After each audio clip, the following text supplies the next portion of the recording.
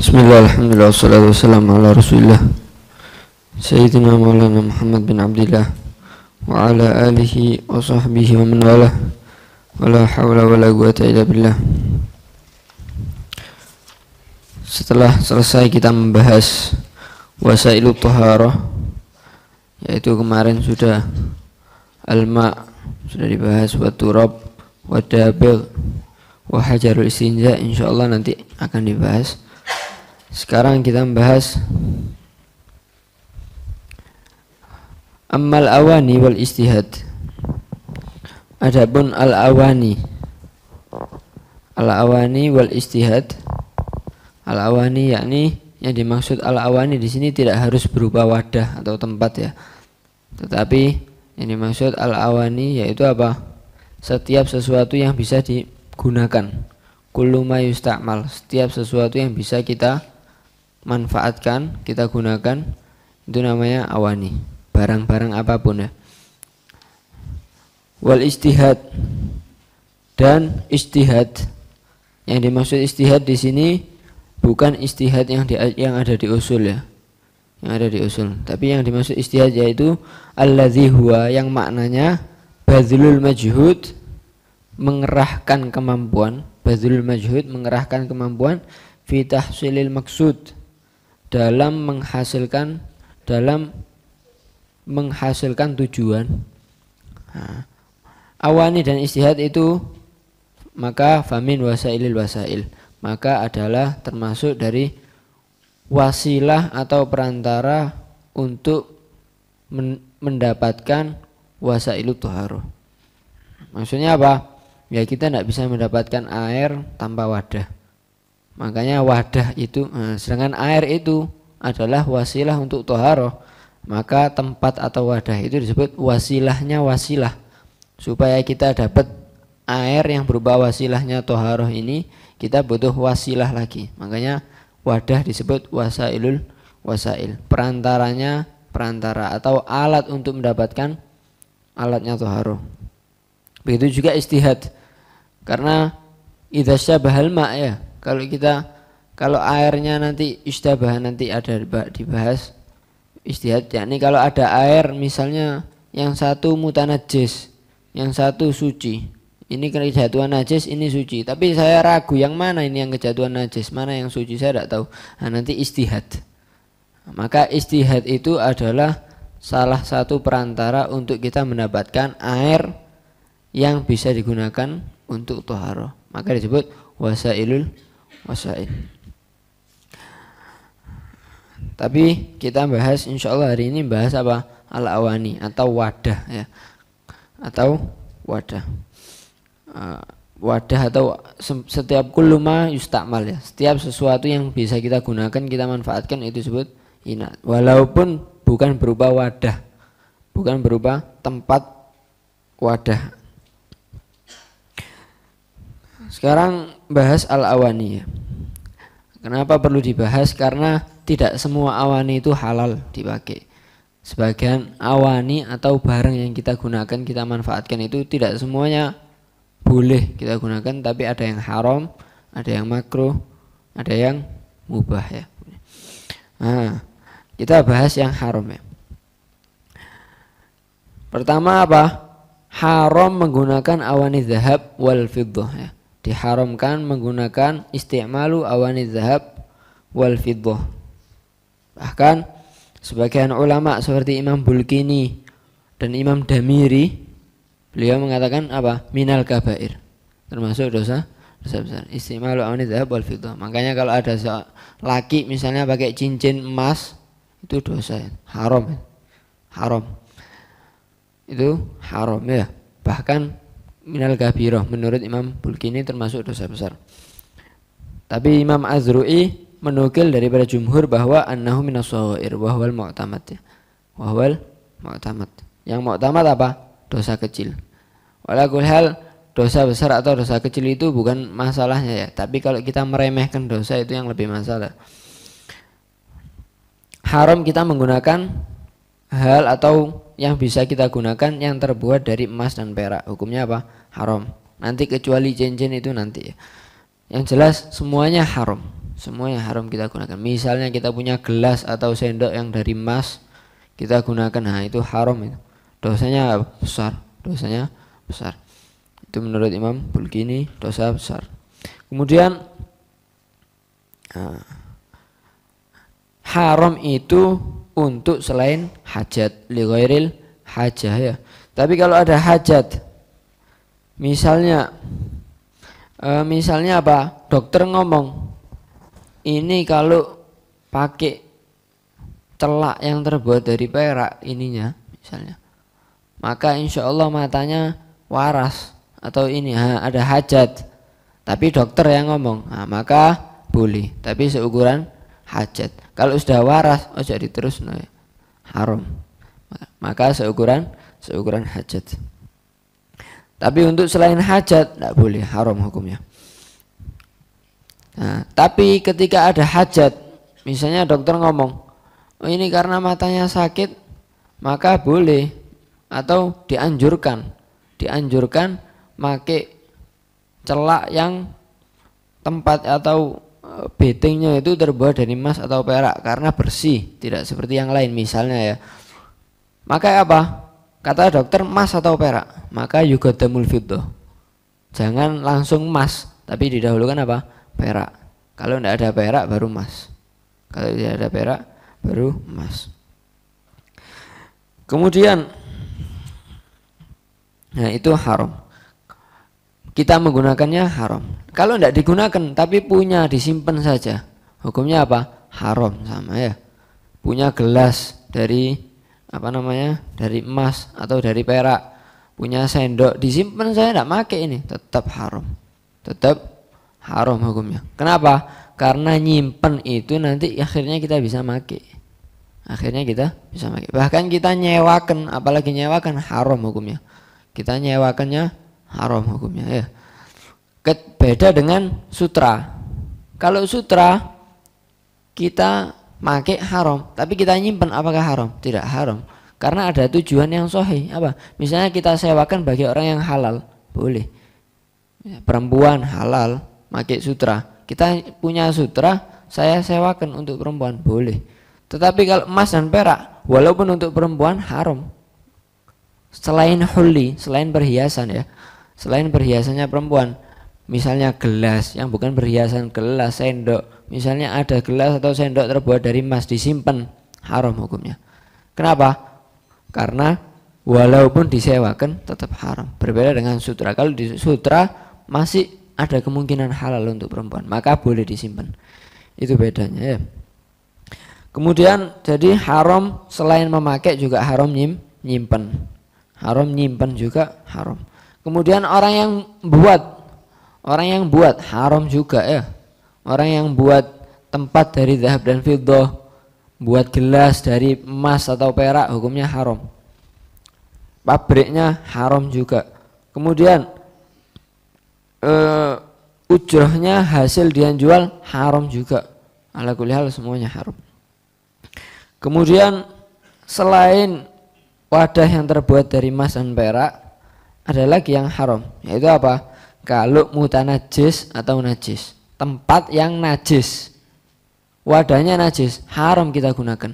Kecuali kalau tidak berbahaya pada hal yang kita taruh. Misalnya apa? Ini piring najis, ini atau ada wadah yang najis, tapi yang kita taruh sesuatu yang kering, tidak najis. Kalau kita taruh tidak najis, sesuatu itu tidak menjadi. Misalnya tempatnya baju kotor misalnya, kering, tempatnya kering, kemudian bajunya juga kering, sehingga apa? Tidak terjadi najis, maka tidak masalah. Tapi kalau yang kita masukkan sesuatu yang bisa najis, kalau kena maka haram. Maka haram. Kemudian nah itu tadi tempat atau wadah yang haram. Sekarang kalau ada wadah tidak terbuat dari emas dan perak, terbuat dari logam lain misalnya, tetapi dia disepuh dengan emas dan perak, disepuh dengan emas dan perak. Ini banyak ya, cincin misalnya, ini banyak itu. Nah, maka ya apa? Kita menggunakan yang tidak terbuat dari emas dan perak tapi disepuh dengan emas atau perak. Kalau cincin laki enggak masalah. Misalnya emas, misalnya ya. Disepuh dengan emas ini. Maka ya apa? Nah, hukumnya ditafsil, diperinci. Kalau sekiranya sepuhannya tebel sepuhannya. Sekiranya kalau dibakar ada yang leleh dan sampai netes misalnya ya, maka ya apa? Haram. Tapi kalau ndak, saking tipisnya kalau dibakar hilang, ndak netes, ndak apa, hilang, maka ya apa? Tidak haram. Maka tidak haram. Itu makainya ya. Itu makainya. Kalau nyepuhnya hukumnya haram. Orang yang nyepuh hukumnya haram. Kita makainya barang sepuhan, nah itu tadi diperinci ya. Tetapi kalau nyepuhnya, pekerjaan nyepuhnya hukumnya haram. Kenapa? Itu atmal, menyia-nyiakan harta itu ya. Emas dan perak enak-enak wutu dicairkan kemudian itu kan buang-buang harta itu. Maka hukumnya apa? Haram. Kalau nyepuhnya haram, bahkan nerima gaji nyepuh haram juga. Nerima gajinya haram juga.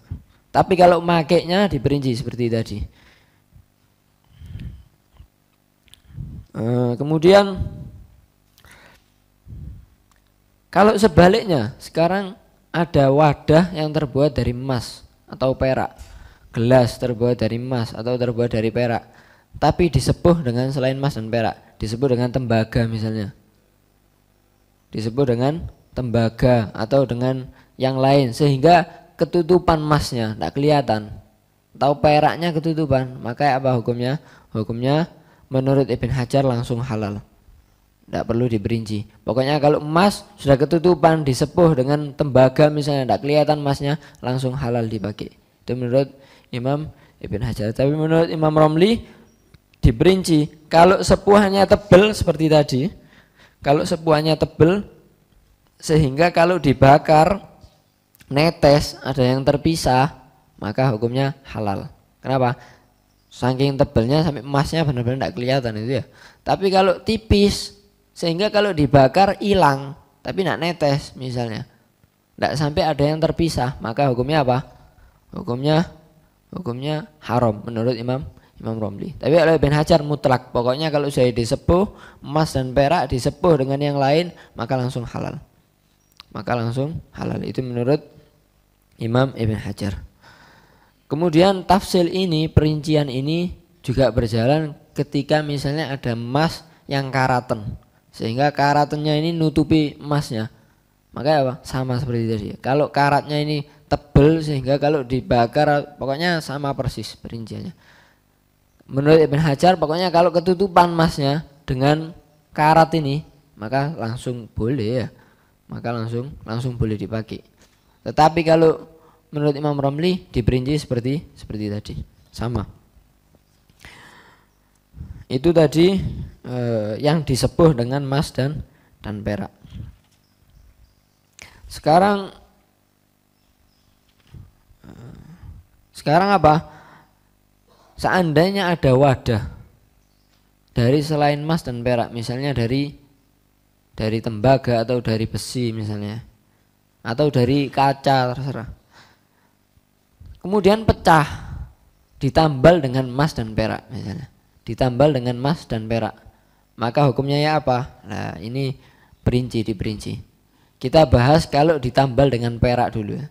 Kalau ditambal dengan perak maka hukumnya diperinci. Jika tambalannya besar, pokoknya gini ya, perinciannya gini. Ada kalanya tambalan itu karena zina, karena untuk hanya menghiasi saja. Sebenarnya tidak perlu ditempel, saking ditempel. Terkadang untuk hajat. Untuk hajat itu apa maksudnya untuk hajat itu? Untuk hajat ya wudi'a li islah atau dubiba li islah ya. Dia ditempel untuk digenakno. Misalnya bocor, ditempel supaya walaupun ada yang lain untuk nempel. Saya punya besi, saya punya tembaga, tapi saya nempelnya pakai fiddah, boleh. Tetap lil hajah sebetulnya. Tetap lil hajah. Walaupun sebenarnya ya tidak hajat nemen ya. Kan karena masih ada yang lain. Tapi tetap sebetulnya lil hajah. Nah, Maka perinciannya gini, terkadang ada kalanya nembel ini karena hajat, ada kalanya untuk menghiasi. Dan juga terkadang besar, terkadang kecil.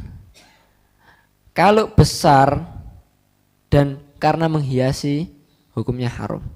Besar kemudian karena menghiasi, hukumnya apa? Haram. Kalau kan gini ya perinciannya, besar, kecil. Kemudian untuk menghiasi dan untuk hajat. Kalau yang besar dan besar untuk menghiasi gabung, besar dan menghiasi haram. Kemudian kalau kecil untuk hajat mubah. Kemudian kalau salah satu besar tapi untuk hajat, maka hukumnya makruh. Atau kecil tapi untuk menghiasi, hukumnya makruh. Sama. Jadi kalau sama-sama hal yang jelek ini kumpul dua ini, yaitu apa? Sudah tambalannya gede dan untuk menghiasi haram. Tapi kalau sama-sama hal pentingnya, sama-sama hal-hal kecil, sama-sama kecil kemudian untuk hajat, maka mubah. Tapi kalau salah satu ada yang hal yang tidak baik ini ya, misalnya apa? Kabir, besar tapi untuk hajat, maka makruh. Atau kecil tapi untuk menghiasi, maka hukumnya makruh. Itu di bait Zubat ada itu ya, infukida halat. Kalau dua-duanya ini tidak ada, kan ada kan waharamu watahrumu dhabbatu min hadzaini, dan diharamkan dhabbah atau tambalan dari dua ini, emas dan perak. Bikibarin kalau besar, orfan ma'at tazayyuni kalau besar dan karena menghiasi. Infukida kalau dua-duanya ini hilang, maksudnya apa? Besar dan menghiasi hilang, maka halal. Maksudnya apa? Berarti kecil dan untuk hajat, maka halal. Wafar dan kalau ada salah satu maka yukrohu, makruh. Maka makruh. Jadi enak itu di Zubat itu. Nah itu jadi perinciannya kalau bil fiddah, kalau tambalannya dengan perak. Tetapi kalau dengan emas, maka apa? Kalau dengan emas maka khilaf ya. Yang muktamad, pendapat yang kuat, yaitu yang ditasih oleh Imam Nawawi, hukumnya haram mutlak. Kalau nambal dengan emas hukumnya haram mutlak. Yang boleh, yang ada perincian itu hanya kalau nambal dengan perak. Tapi kalau emas haram langsung ya. Haram langsung. Tapi menurut Imam Rafi'i enggak. Menurut Imam Rafi'i kalau nambal dengan emas sama seperti dengan perak, diperinci seperti tadi. Tapi yang muktamad apa? Nambal dengan emas langsung haram sudah. Langsung haram, tidak ada perincian besar kecil, hajat atau tidak hajat, langsung haram. Itu tadi kalau kemudian besar dan kecil ini ukurannya apa? Uruf. Ya kalau orang lihat diberikan oh cilik ini, ya wes berarti dianggap kecil. Urufnya orang umumnya orang bagaimana mengatakan bagaimana? Oh ini gede ya wes berarti kabir. Gitu. Kemudian kalau seandainya tambalannya banyak, kecil-kecil tapi banyak. Satu gelas ini tambalnya di sini ada kecil, sini kecil. Tapi banyak, maka apa? Dilihat kalau dikumpulkan jadi besar enggak? Kalau dikumpulkan sekiranya seukuran besar maka dianggap besar. Tapi kalau enggak dikumpulkan, kalau dikumpulkan masih enggak sampai ukuran besar, maka masih dianggap kecil. Kemudian kalau seandainya ragu,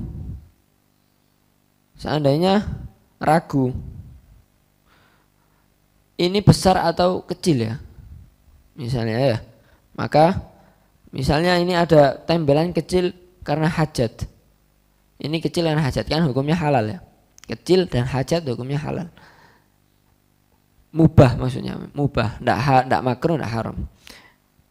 Kalau ragu, ini untuk hajat tapi tidak tahu anak besar apa kecil ya, saya ragu, maka makruh. Ala kulli hal itu tadi pembahasan apa? Kalau apa namanya? Kalau tambalan dari emas atau perak. Kemudian kalau bagaimana kalau ini tambalannya memang karena hajat ini, tapi saking besarnya sampai roto hampir sak wadah tambalan semua, nah, maka menurut Ibn Hajar haram walaupun untuk hajat. In ammatil ina, kalau merata ke semua bagian semua wadah ini hampir semuanya sudah tambalan semua ini, dari perak semuanya. Makanya apa? Hukumnya haram menurut Ibn Hajar, walaupun untuk hajat. Tapi menurut Imam Romli, kalau untuk hajat tidak apa-apa, makruh.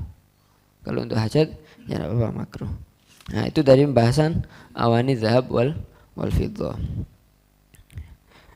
Mungkin ini barangkali ada tambahan. Wallahu a'lam.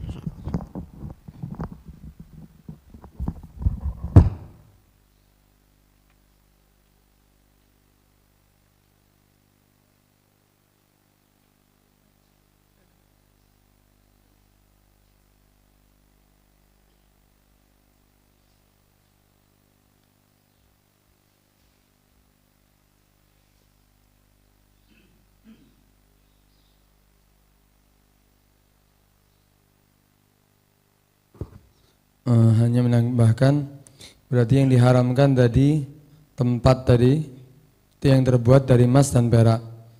Ada yang tidak haram tapi ulama mengatakan sebaiknya untuk tidak digunakan. Itu seperti ulama yang bernama Ghazwi ini, dia mengatakan i'tiyad kuriha karraha ba'duhum, memakruhkan sebagian ulama al-aklu wa syurbu, makan dan minum fi ina'in nuhas, di tempat yang terbuat dari kuningan. Ghazwini mengatakan i'tiyadu dalik, membiasakan itu, artinya makan dan minum tempat piringnya atau gelasnya daripada kuningan, yatawalladu minhu amrad la dawa alaha. Itu bisa menyebabkan penyakit yang tidak ada obatnya. Allah alam apa penyakitnya. Tapi itu diantara pendapat daripada Ghazwini, artinya apa? Kuningan. Kemudian diharamkan berarti dari emas dan perak, karena memang alasannya di situ ilahnya memang pertama memang tempatnya dari emas dan perak itu dilarang oleh Nabi SAW, dan Nabi melarangnya, yang karena Nabi mengatakan la tashrabu fi awani dzahab wal fiddah wa la ta'kulu fi sihafiha. Juga alasannya karena apa? Huyala, karena ada kesombongan, dan juga karena lingkisari gulubil fuqara, karena itu kalau ditempel tadi dengan yang lainnya emas atau perak, ditempel dengan yang lainnya maka hilang keharamannya. Ya, ada yang mentafsir tadi tebal atau tidaknya. Kemudian kalau bukan dari emas dan perak, sesuatu yang berharga yang lainnya seperti permata, piringnya daripada permata atau dari yang lainnya sesuatu yang berharga, bahkan lebih mahal daripada emas. Hukumnya gimana? Boleh tapi ma'al karoha. Kenapa kok boleh ya? Karena tidak semua orang tahu. Kalau emas dan perak ini umum semua, hatta orang awam tahu. Tapi kalau selain emas dan perak ini enggak semua orang tahu. Mungkin permata dipikir beling kalau orang biasa. Karena itu tidak haram hukumnya, tapi ma'al karoha, hukumnya tetap makruh.